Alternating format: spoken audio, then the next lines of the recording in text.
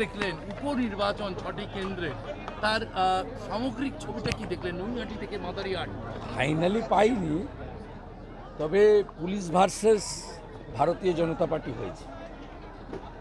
শুধু হাওড়াতে কিছুটা আইএসএফ সিপিএম লড়ার চেষ্টা করেছে, পারেনি খুব একটা। বাকি সর্বত্রই হাওড়াতেও বিজেপি লড়েছে, মূলত হিন্দু এলাকাতে। আর বাকি জায়গায় ভারতীয় জনতা পার্টির কর্মীরা লড়াই করেছেন এবং বুথগুলো লুট করতে পারেনি।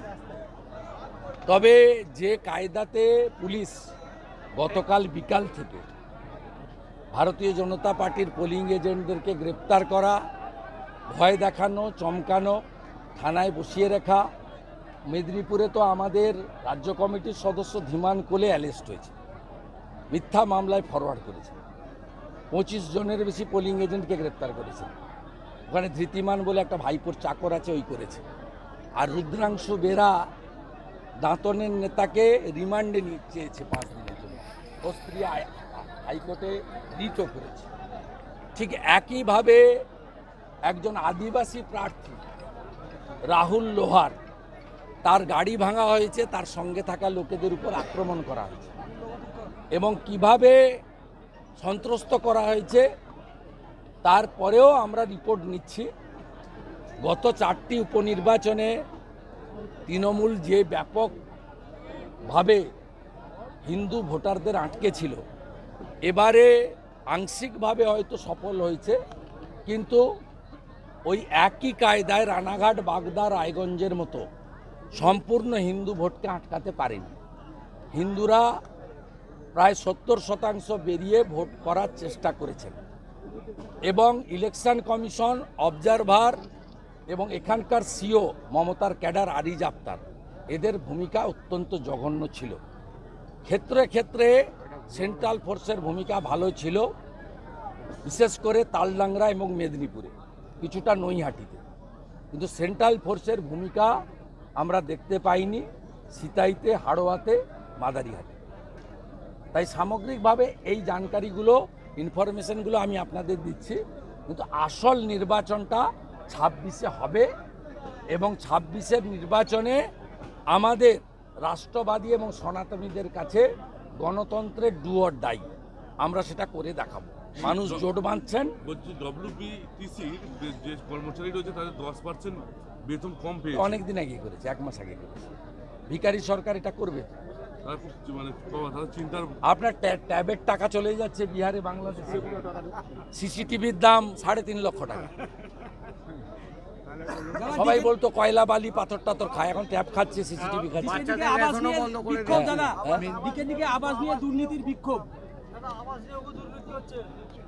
মোদিজি 45,000 কোটি টাকা দিয়েছেন, 40 লক্ষ আবাস তৈরি হয়েছে বলে রিপোর্ট করে দিয়েছে, কেউ বাড়ি পায়নি। আমরা ফাইনাল লিস্টের অপেক্ষায় আছি। ফাইনাল লিস্ট প্রকাশ হলে চোরেদের নাম থাকলে পাকা বাড়ি সহ আমরা ব্যবস্থা নেওয়ার জন্য যা করার করব। আর যতজনের বাড়ি নেই পাওয়ার যোগ্য, কোনো দল না দেখে তাদের সকলকে বাড়ি দিতে হবে মমতা ব্যানার্জিকে। এই দাবিতে ভারতীয় জনতা পার্টির পক্ষ থেকে চূড়ান্ত তালিকা প্রকাশের পরে আমরা গ্রাম পঞ্চায়েত থেকে নবান্ন পর্যন্ত ব্যাপক আন্দোলনের রূপরেখা তৈরি করছি। মেদিনীপুরে আপনি যে অভিযোগ করেছেন বাড়ি ঘিরে রাখার বা গৃহবন্দী করে রাখার, কমিশন জানাচ্ছে সেক্টর অফিসার গিয়েছিলেন, কিউআরটি গেছিল। কখন গেছিল? আপনাদের রিপোর্টার অমিতাভ রথ, এবিপি আনন্দের, ওর বাড়ি থেকে দেখিয়ে দিয়েছে এবং সে কারণে ধৃতিমান অমিতাভ রথকে ধমকেছে ফোন করে। আমি বলছি, আপনার রিপোর্টার বলবে না। আমি আপনার চ্যানেলকে বলছি, অমিতাভ রথের একটা ফোন ইন নিন, যে বিরোধী দলনেতা বলছেন এসপি পশ্চিম মেদিনীপুর ধৃতিমান আপনাকে ধমকেছে। আপনার এবিপি আনন্দের ভিডিওটা আপনাকে পাঠিয়ে দিচ্ছি। আর আমি যখন ভিডিও পোস্ট করি, বাড়ি ঘেরা ছিল রাজ্য পুলিশে। কমপ্লেন হওয়ার পরে ওই সেক্টর কিউআরটি, ওটা আরিজ আফতাবের কথা, তো মমতার একটা চাকর 31 ডিসেম্বর রিটায়ার করবে। ওই সিও অফিসে আমরা গিয়ে গঙ্গা জল আর গোবর জল দিয়ে পরিষ্কার করে আসবো। তারপরে মমতাকে একটা পোস্ট দিবে, ওই জন্য এসব কথা। সিতাইতে শুট আউটের প্রার্থী ঘটনায় অভিযুক্ত কেন্দ্রীয় বলল বাহিনী- গোপ পাকাতে পাকাতে তৃণমূল করি। সিতাইতে ওই জগদীশ বাসনিয়ার যে বাড়ির লোক যে দাঁড়িয়েছে তারও তো সব ভুলভাল। যাই হোক, তিনি সেন্ট্রাল ফোর্সকে ডিকটেট করছেন।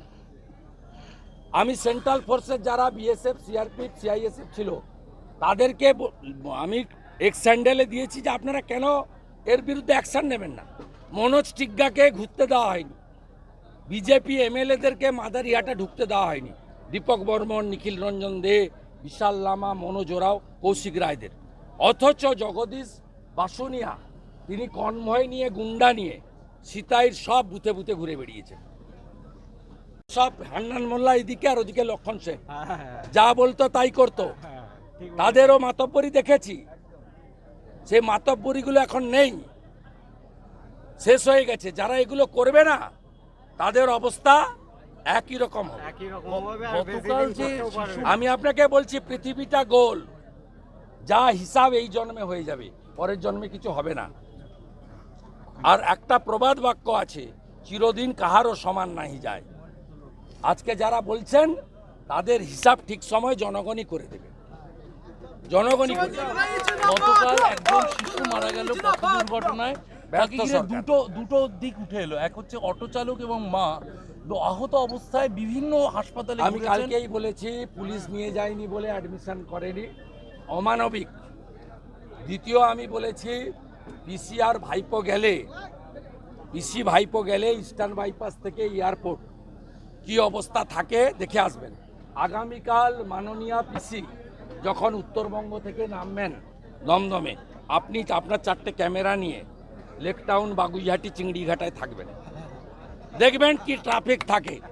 এই রাজ্যের পুরো ব্যবস্থাপনাটা, পুলিশের কাজটা হচ্ছে পিসি ভাইপোর সেবা করা। এখানে যেমন পুলকের ঘরে বাজার করে এখানকার এসে, আর যত গরু হাঁটিয়ে হাঁটিয়ে আনা হয় ঝাড়খণ্ড থেকে, সব গরুকে উলবেড়িয়ার ঘাট আর এখানে গাদিয়াড়ার ঘাটে এখান থেকে নৌকায় তুলে ওই ভাইপোর ডায়মন্ড হারবার দিয়ে গোসাবা হয়ে বাংলাদেশে বিক্রি করে। আর পুলিশ পার গরু 2000 টাকা করে তোলে। রাত্রে চলুন আমার সঙ্গে, সারা রাত ধরে হাজার হাজার গরু নিয়ে যাচ্ছে হাঁটিয়ে হাঁটিয়ে। এগুলো সব বন্ধ হবে। যোগী আদিত্যনাথজি ইউপিতে বন্ধ করেছে, হেমন্ত বিশ্ব শর্মা আসামে বন্ধ করেছে, 26 সালে আমরা বাংলাতে বন্ধ করব।